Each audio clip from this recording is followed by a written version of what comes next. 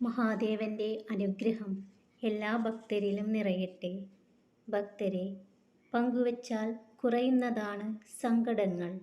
അതുപോലെ പങ്കുവച്ചാൽ കൂടുന്നതാണ് സ്നേഹവും സന്തോഷവും. ഓരോ മനുഷ്യനോടും അവൻ്റെ മനസ്സിലാക്കാനുള്ള കഴിവനുസരിച്ച് വേണം സംസാരിക്കുവാൻ.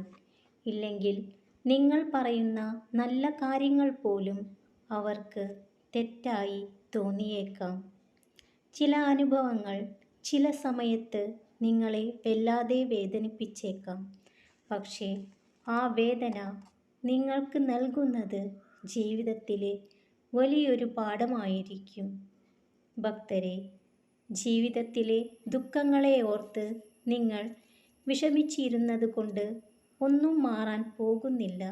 എന്നാൽ ഏതവസ്ഥയെയും തരണം ചെയ്യാനുള്ള മനസ്സോടുകൂടി ധൈര്യത്തോടെ മുന്നോട്ടിറങ്ങിയാൽ ജീവിതത്തിൽ മാറ്റങ്ങൾ ഉണ്ടാകും. ഭക്തരെ, നിങ്ങൾക്കെല്ലാവർക്കും ഒട്ടേറെ കഴിവുകളുണ്ട്.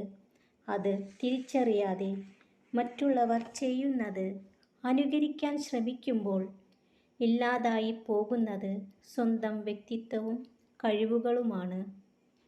തനിയെ തുടങ്ങുന്ന യാത്രയാണ് ജീവിതം. വഴിയിൽ പലരും കൂടും. ചിലർ ചിരിപ്പിക്കും, ചിലർ കരയിപ്പിക്കും.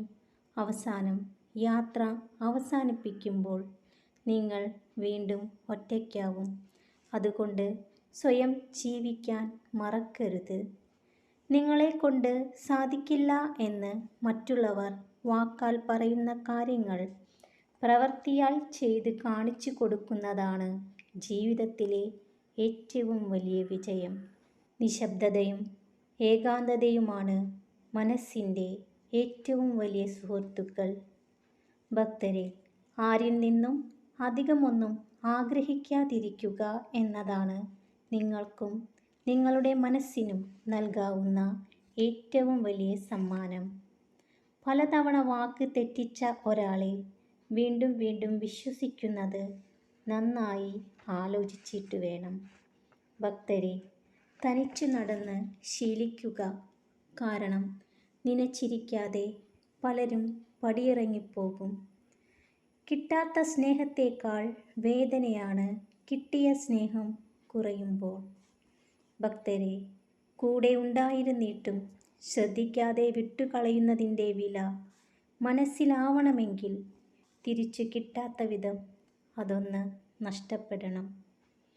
എല്ലാ ഭക്തരും സന്തോഷമായിട്ടിരിക്കുക. മഹാദേവന്റെ അനുഗ്രഹം എല്ലാ ഭക്തരിലും നിറയട്ടെ. ഓം നമഃ ശിവായ.